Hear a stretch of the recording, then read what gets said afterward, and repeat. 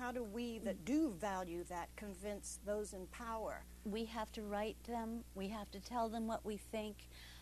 What can we do for the small, what can we do for NIAD, for instance? Well, you can join, you can become a member, you can come to our art shows. I just gave the phone number on the air. I think that if you contact this station, you'll be able to get it again. What, can I give the address again? We'll post it. And then what about, what can we buy? You can buy these. These are $5, and we'll ship them to you. Now, you know that story about the art. I mean, we might be going to NIAD and buying one little piece of work of art that down the road might be very valuable. You never know. No, outsider art has become a really amazing trend in the contemporary art world. It started in the 60s with Jean Dubuffet, who discovered that when he worked with mental patients in asylums, that their work had an exquisite kind of strangeness and beauty that was very unlike anybody else's. And the outsider art is, could you give me a little bit of a definition? It's similar to folk art in that it's done by people who are not schooled necessarily in art, although they may be, because now the people teaching art at NIAD we are all professional artists, but people who come from backgrounds which you would not normally associate with professional artists. But look at you know, many of the great artists of our time lived in tremendous poverty and obscurity. I keep thinking of Van Gogh, but and you know, who also lived in an institution for a number of years. The thing is that the people at NIAD or many other outsider artists started painting when they were older, or started painting in midlife, or didn't realize that they had certain talents.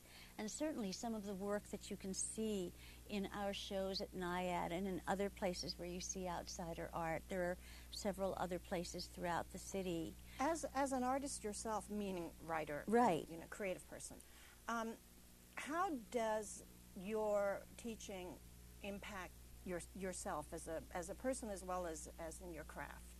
Well, for one thing, it's expanded my comprehension of human experience and of the potential of the human being. I no longer really believe there's that much difference between any of us, because I've found that even people who never spoke. I mean, I've had students not only who don't read or write, but who've never spoken, that when they do speak and when they can speak, they express the same desires, the same feelings, the same emotions, and the same realities that the rest of us do.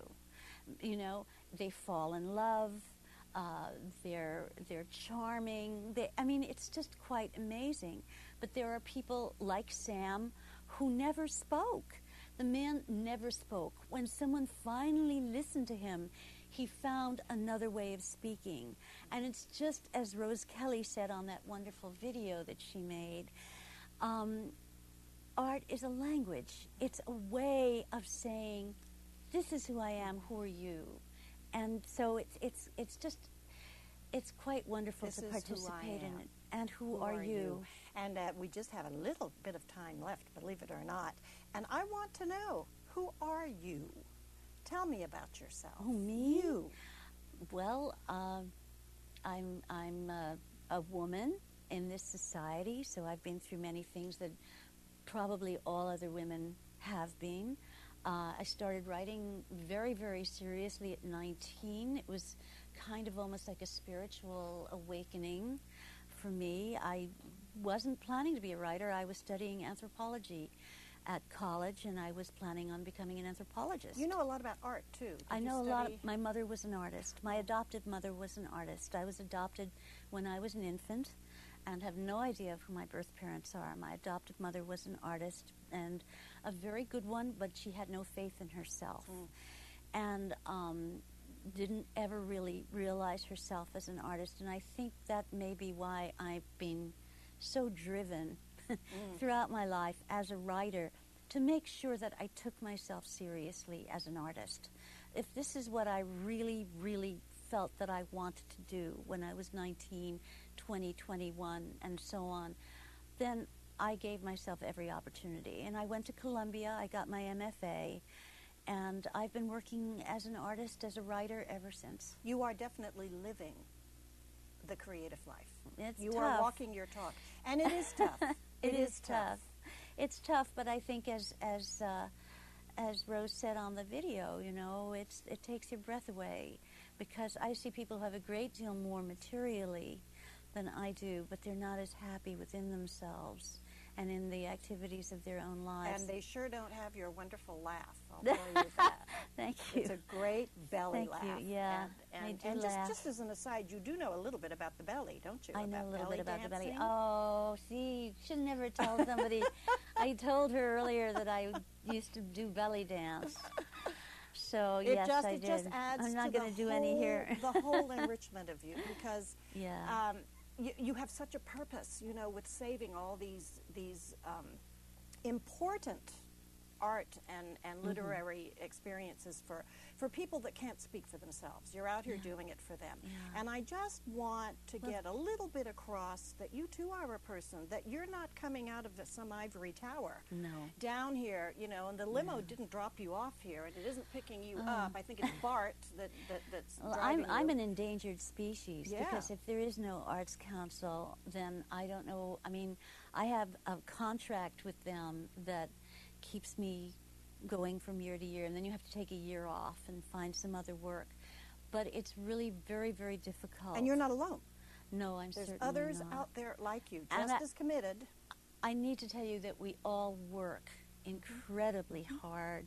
It's, you know, some people think, oh, art, you know, what's art? You just sort of, you know, I know. You just come in and you, Yeah. we really all work very, very, It's very 24 hard. hours, isn't it? You're Yes. thinking it when you're falling Yes. asleep. You're Yes. thinking it when you're not there. Yeah, it's a life work. Yes, it is. Yeah. Yes, it is.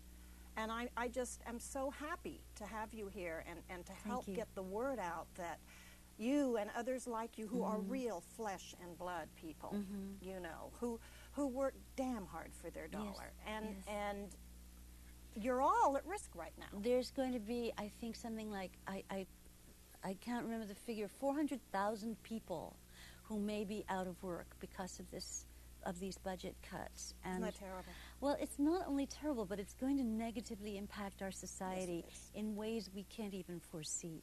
The problem is it's not saving any money.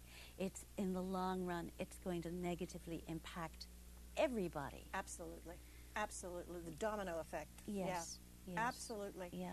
And so this short-range vision Yes. is destroying us. That's true. And Yeah. and to be a great society, we have to have our eye on our culture, our art. I mean, it's not just something above the world. It's very much part of it. And I mean, that's one of the things I love about working at NIAD, because it's the people are so real and they're so wonderful, and they do know about giving back. A lot of them, some of them anyway, have been institutionalized, and this is such a difference. I mean, having known people who were in institutions like Sam Gant, and then seeing what they do when they come out of the institution, how very different their affect is, how very different their lives are. And this impacts on all of us. We're none of us how isolated. enriching for you, and I can see this love and this passion, and it's just emanating right into the screen, of which we have just a few seconds left. Okay. I want to thank you. I want to say that I wish you the best, the very, very best. Thank you. Good luck. Cheers. Thank you, Eileen. And please come back again I would another love time to. and give us an update, give us a I will. report. I And will. I'm sure that we have tons and tons of people out there who wouldn't mind spending a buck or two to Yeah. maybe buy something. Go to Yeah. the website. It'll be posted in just a few minutes. And I thank all of you, my viewing audience, for joining us, and we'll see you again next time.